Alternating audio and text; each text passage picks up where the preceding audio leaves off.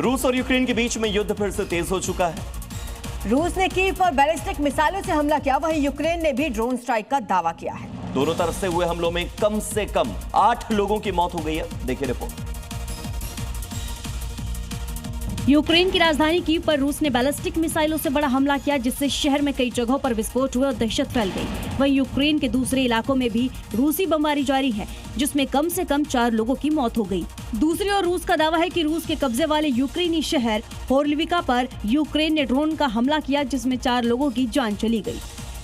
और इस वक्त की बड़ी खबर आपको बता दें, पाकिस्तान ऑक्यूपाइड कश्मीर यानी कि पीओके में चुनाव की प्रक्रिया को लेकर अपडेट है कि थोड़ी देर में पीओके में वोटिंग शुरू होने जा रही है। लेकिन ये बड़ी चुनौती रहेगी क्योंकि वहां पर लगातार हिंसा हो रही है। आपको बता दें, जनता आक्रोश में है। हालांकि थोड़ी ही देर में वहां वोटिंग शुरू होने जा रही है, जिसके लिए तैयारियां तो की गई हैं, लेकिन तस्वीरें वहां से पिछले कई दिनों से लगातार ऐसी आ रही हैं जहां हिंसा हो रही है। तो देखिए, सुबह 8 बजे से शाम 5 बजे तक वोटिंग का समय है। भारी तनाव के बीच मतदान की कोशिश और पीओके में हालात बेहद तनावपूर्ण बने हुए हैं। विधानसभा चुनाव के लिए वोटिंग थोड़ी देर में शुरू हो जाएगी। रावलकोट में प्रदर्शनकारियों ने सेना और सरकार के खिलाफ बड़ा विरोध प्रदर्शन पहले ही कर दिया।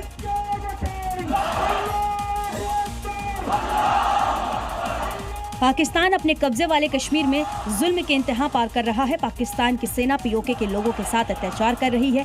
अब वहां की आवाम मुनीर की सेना और पाक सरकार से आजादी मांग रही है।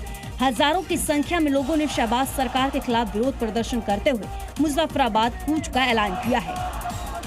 रावलकोट से डेरा इस्लाइन खान में प्रदर्शनकारियों ने एकजुटता का प्रदर्शन करते हुए अपनी एकजुटता दिखाई।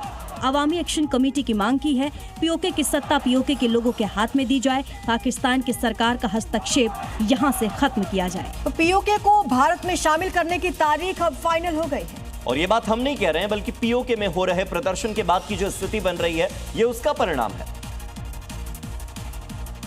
और उसका ही नतीजा है कि हजारों और लाखों की संख्या में प्रदर्शनकारी मार्च कर रहे हैं। मीरपुर से रावलकोट करीब 183 किलोमीटर का मार्च कर रहे हैं। इस दौरान लोग अपने साथ खाने पीने का सामान भी रख रहे हैं। इस मार्च में महिलाएं और बच्चे भी शामिल हैं, जो अपने हक की मांग कर रहे हैं। इस दौरान मीरपुर में एक बड़ी जनसभा का आयोजन किया गया, जहां लाखों की संख्या में लोग पहुंचे और जमकर नारेबाजी की।